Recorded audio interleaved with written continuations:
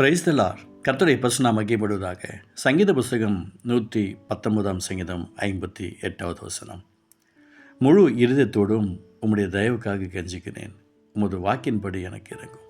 எனக்கு பிரியமானவர்களே, ஆண்டவருடைய அன்பு ஆசீர்வாதம் என்னைக்கு மாறாது.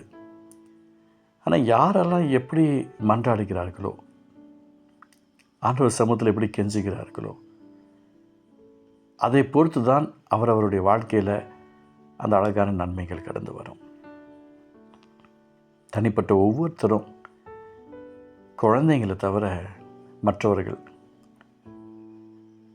ஆண்டவருடைய அன்புக்காக கெஞ்சணும், தயவுக்காக கெஞ்சணும், மன்றாடணும்.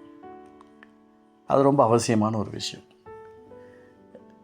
சிலர் வேறு விதமாக எனக்காக இந்த ஊழியர் ஜெபிப்பார், எனக்காக இந்த ஜெபக்குழு ஜெபிக்கும், எனக்காக இவங்க என்று சொல்லி ஒரு பிளானிங்கோட ஒரு டீம் ஆயத்தம் பண்ணி வச்சுருப்பாங்க.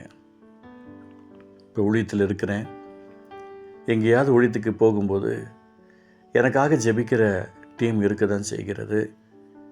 நமக்காக தான் இவங்க ஜெபிக்கிறாங்களே, நம்ம ஏன் ஜெபிக்கணும் அப்படின்னு நினச்சா நிச்சயமாக அது பெரிய ஒரு லாஸாக முடிஞ்சிடும். நமக்கு சப்போர்ட் பண்ணுற அந்த ஜெப டீமு நமக்காக பண்ணுகிற அந்த ஸ்தோத்திரங்கள் வேண்டுதல்கள் எல்லாம் கிருபை பெருகும்.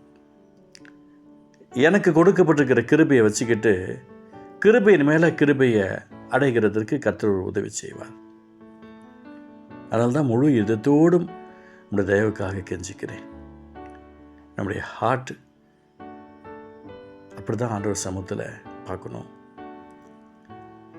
சில நேரங்களில் சில ஹாஸ்பிட்டலில் சில டாக்டர்ஸ்கிட்ட மன்றாடுகிற காரியங்களை பார்த்துருக்குறோம். அந்த காலத்தில் அப்படி தான் பண்ணாங்க, இப்போல்லாம் அப்படி கிடையாது. டாக்டர் நீங்கள் தான் தெய்வம், நீங்கள் தான் எப்படியா காப்பாற்றணும் அப்படின்னு மன்றாடின காலங்கள்லாம் உண்டு. இப்போல்லாம் அப்படி கிடையாது. இப்போல்லாம் அப்படி தெரியவும் இல்லை. இப்போ இருக்கிற டாக்டர்ஸ் என்ன சொல்கிறதுன்னு தெரியல. ரிப்போர்ட் வரட்டும், நான் பார்த்து சொல்கிறேன் அப்படின்னு சொல்லிடுவாங்க. அந்த காலத்தில் அப்படி கிடையாது. டாக்டர் தான் எல்லாமே. இப்போது எல்லாமே மிஷின்ஸ். பிளட் ரிப்போர்ட் வரட்டும் சொல்கிறேன், ஸ்கேன் ரிப்போர்ட் வரட்டும் சொல்கிறேன். ஏன்னா அவங்களால இப்போ அந்தளவுக்கு கான்செஷன் பண்ணி அவங்க ஜெயிக்கிற அளவுக்கு அவங்களுக்கு தெரியல.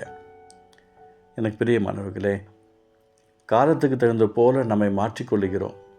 அதில் நம்ம சில காரியங்களில் வசனத்துக்குள்ளே நம்மை மாற்றிக்கொண்டால் ரொம்ப நல்லாயிருக்கும். முழு இருதயத்தோடும் உம்முடைய தயவுக்காக கெஞ்சிக்கிறேன், உமது வாக்கின்படி எனக்கு இறங்கும். அந்த வாக்கு என்றைக்குமே மாறாது. அந்த வாக்கில் ஒரு பெரிய ஆசிரியம் இருக்கிறது.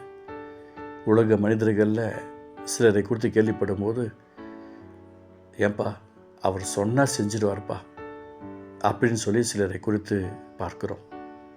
எனக்கு பிரியமானவர்களே, உங்களுக்கு நான் சொல்லிக்கிறேன், உலக மனிதர்களே சொன்னது செய்யும்போது அந்த மனிதர்களை படைத்த தெய்வம் நமக்கு செய்ய மாட்டாரா?